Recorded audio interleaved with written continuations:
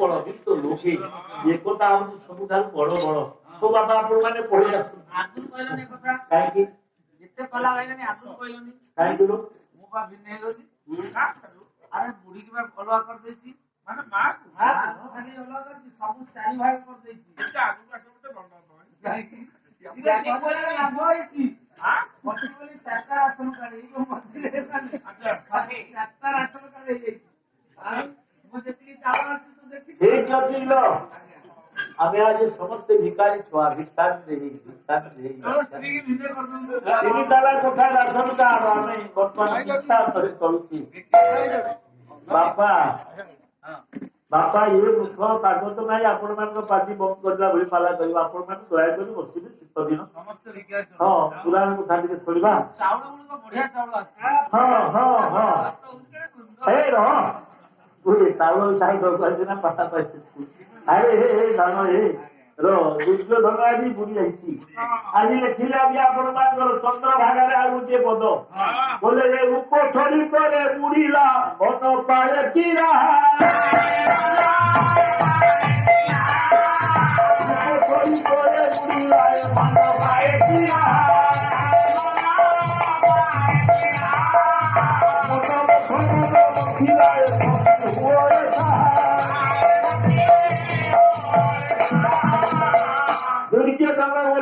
ପହଞ୍ଚି ଗଲା ସେ ଝିଅ ମାନେ ଯାଉଛନ୍ତି ଗୀତ ଗାଇ ଦଳେ ପରମା ସୁନ୍ଦରୀ ଝିଅ ଆଗରେ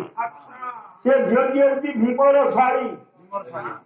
ଭୀମର ସ୍ତ୍ରୀ ନା ହଉଛି ବେଲାବଳି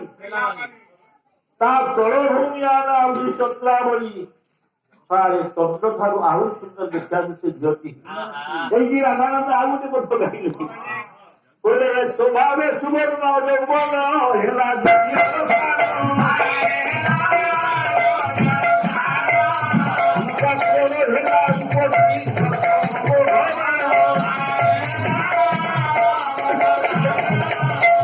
ଆଜି ଆଜ୍ଞା 15 ପରେ 5ଟା ସ୍ୱର ଥିଲା ଏ ଝିଅଟାକୁ ମିଶେଇ 6ଟା ହେଇଗଲା ଓ ଆପଣ ମାନେ ଲକ୍ଷ୍ୟ ଦଉଥିବେ हे गुरुजी मंडळी हे पूज्यपाद मंडळी आपण मान ସବୁ କାମ କରିବେ ଯୋଡିଏ କାମ କରିବାକୁ ଶାସ୍ତ୍ର ମନା କରିଛି ଯୋଡିଏ କାର୍ଯ୍ୟ କରିବାକୁ ମନା କରିଛି 16 ଜନସ୍ୟ ପରିତ୍ୟାଗ ଆପଣ ସବୁ କାମ କରିପାରନ୍ତି ବାପା ମା ବାପା ଠାରୁ ହାନ୍ତି ଅଲଗା କରିବେ ମା ଗୋଟେ କାଜୁଥିବ ସେପଟରେ ଏପଟରେ ଆପଣ ହସିକିରି ଆଜ୍ଞା କେବଳ ଲୋକର ବସିଥାଉ ଏ କର୍ମ କଲେ ଭଗବାନ କେବେ କ୍ଷମା ଦେବେ ପରଦାରା ବିମର୍ଶନ ଚୋରି କଲେ କ୍ଷମା ପାଇପାରିବେ ମିଛ କହିଲେ କ୍ଷମା କରିପାରିବେ କିନ୍ତୁ ପରନାରୀ ପ୍ରତି ଲୋଭ ହେବେ ନାହିଁ ପରନାରୀ କି ପ୍ରେମ କରିବାର ମନୁଷ୍ୟ ଜୀବନରେ ବନ୍ଦୀ ପଡ଼ିଯାଏ ତାର ସମସ୍ତ ଐଶ୍ୱର୍ଯ୍ୟ ଧ୍ୱଂସ ହେଇଯାଏ ଆଉ ସୁଦର୍ଶ ପରିତ୍ୟାଗ ମା ବାପାଙ୍କ ଠାରୁ ଆଜ୍ଞା ହାନି ଡାକିଲେ ଅଲଗା କରିବେ ଓହୋ ହେ ଭଦ୍ରକ କବି ଚିନ୍ତାମଣି ମହାନ୍ତି ସେଇପାଇଁ ଗୋଟିଏ ପଦ କହିଛନ୍ତି ସୁନ୍ଦର ପଦଟି ଗୋଟିଏ ପଦ କହିଛନ୍ତି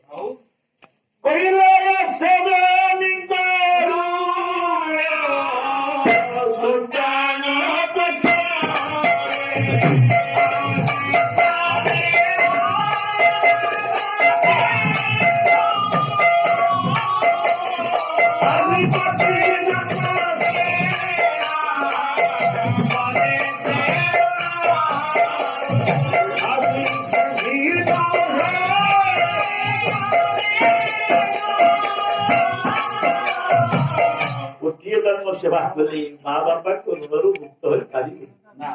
ସାବଧାନ ସାବଧାନ ଆଜି ଆଜ୍ଞା ସୁପ୍ରିମ କୋର୍ଟରେ ବର୍ତ୍ତମାନ ଆଲିକେସନ ହେଇଗଲାଣି ମା ବାପାଙ୍କ ଉପରେ କଷ୍ଟ ବ୍ୟବହାର ମା ବାପାଙ୍କ ଉପରେ ଅସହଯୋଗୀ ବ୍ୟବହାର ବର୍ତ୍ତମାନ ପଡିଗଲାଣି ସୁପ୍ରିମ କୋର୍ଟ ଏଠି ଆଉ ନାହିଁ ସେଠିକି ପଳେଇ ଯାଇଛି ଦେଖ କଣ ହଉଛି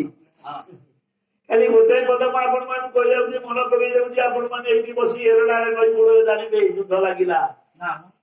ଏଇଠି ବସି ଜାଣିବେ ଜଗନ୍ନାଥ ମନ୍ଦିର ଗଳି ପଡିଲା ଭାଙ୍ଗି ପଡିଲା ଧରି ପଡିଲା ଆଜ୍ଞା ବୋଲୁ ଇଏ ଭଳି ମହାପୁରୁଷ ଆଉ ଜନ୍ମ ହବ ଅଚ୍ୟୁତଙ୍କ ଭଳି ପୁଅ ଜନ୍ମ ହବ ରହରେ କହିଛନ୍ତି ମହାପୁରୁଷ ଅଚ୍ୟୁତାନନ୍ଦ କଲେ ହେ ମାନବ ହେ ଭାଇ ସାବଧାନ ଗୋଟିଏ ପଦ ବାପା ଗୋଟିଏ ପଦ ବୋଲେ ସପ୍ତର୍ଷି ମଣ୍ଡଳୀ ରାମ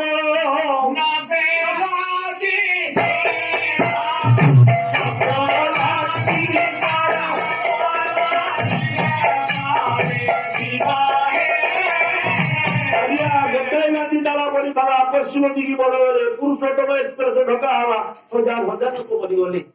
ବାରିପଦା ଗାଁରେ ଠାକୁର ନିଗମାନଙ୍କର ହଜାର ହଜାର ପୁଅ ମରିଗଲେ। ଯାଜପୁର ଜିଲ୍ଲାର ମହୁରମଣି ପରମାନନ୍ଦ ଶରଣ ଗାୟକ ମାଣିକଣ୍ଠ ସେ ଆପଣ ମାନଙ୍କର ଗୋଟିଏ ରାଣ୍ଡି ଦ୍ୱାରା ବଢିଥିଲା କଟକର ଶ୍ରେଷ୍ଠ ସାମ୍ବାଦିକ କବି ରାଧାନାଥ ଚାଲିଗଲେ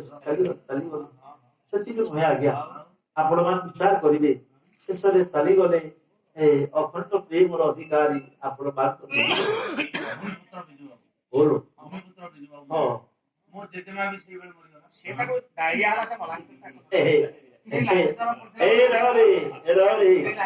ସେଇଟାର ଆଜ୍ଞା ଆପଣ ମାନେ ଜାତୀୟତାବାଦକୁ ଯଦି ଫେରି ଆସିବେ ଯେତେବେଳେ ଶେଷ ସମୟ ବିଜୁବାବୁ ହେଇଛି ମୁଁ ପାଲା ଗାଉଥିଲି ଆଜ୍ଞା ଥଇଲା ଯୁଧିଷ୍ଠିର ପରିବାରଙ୍କର ବହୁତ ପାଲା ହଉଥାଏ। କେତେବେଳେ ଆଜ୍ଞା ଡାକ୍ତର ମାନେ କହିଲେ ଚିକିତ୍ସକ ମାନେ କହିଲେ ଅଳ୍ପ ସମୟ ପରେ ବିଜୁ ବାବୁ ଆମକୁ ଛାଡି ଆଉ ଗୋଟେ ଜାଗାକୁ ପଳେଇବେ।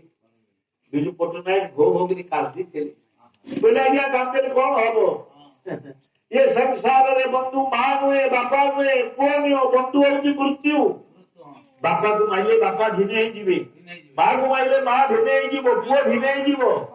ମୃତ୍ୟୁ କାଠାରୁ ଅଲଗା ହୁଏ ନା। ଆମର ସବୁଠାରୁ ପ୍ରିୟ ବନ୍ଧୁ ହଉଛି ମରଣ। ଭାଗବତ କହିଛନ୍ତି କହିଲେ ଦେହ ମରିଲେ ନିଶ୍ଚୟ ମରି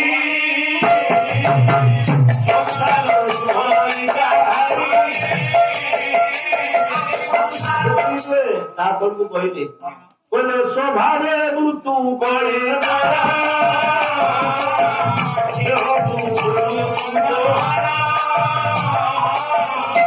ଆଜ୍ଞା ଯାହା ପଚିଯିବ ନଷ୍ଟ ହେଇଯିବ ତାକୁ ହିଁ ଭୋଟ କରୁଛୁ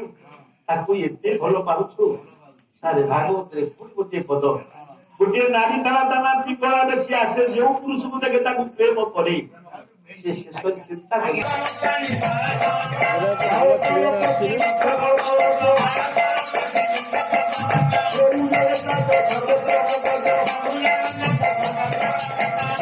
କହିଲେ ମୋ ପିଲାକୁ କୁହନ୍ତି ନିର୍ମାଲ୍ୟ ଆଣନ୍ତୁ। ମୋ ଗୁରୁଜୀ ଗୋପବନ୍ଧୁ ଦେଖିଥିଲେ କହିଲା ବେଳେ ନିର୍ମାଲ୍ୟ ନ ପାଇଲେ ଜୀବନଟା ଅଭୋକ୍ୟ ହୋଇଯାଏ। ଆସିଲା ନିର୍ମାଲ୍ୟ ଆଜ୍ଞା ଓଡିଆ ଘର ଝିଅ ବୋହୂଙ୍କ ପାଖକୁ ନିର୍ମାଲ୍ୟ ଆସିଲା ପାଣି କରି ସମସ୍ତେ ଦେଲେ ଆଜ୍ଞା ତାପରେ ପୁଣି ଆହୁରି ଜୋରସୋର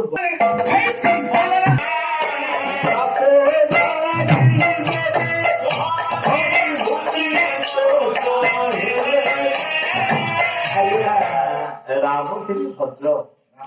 ଗୋଟିଏ ପୁଅ ଜନ୍ମ ହୋଇଥିଲେ ଚାରି ଯୁଗରେ ଭଦ୍ର ଆଉ ଗୋଟେ ପୁଅ ଆଜ୍ଞା ଭୀଷଣ ଭଦ୍ର ସେ ହେଲେ ଋଷିକ ଗୁରୁଜୀ ମୋ ଜ୍ଞାନୀ ମୋ ପୁଅ ମାନେ ମୋ ଛୁଆ ଛୁଆ ବାବୁ ମାନେ ଆପଣ ମାନେ ଆଜ୍ଞା ବିଚାର କରିବେ କଣ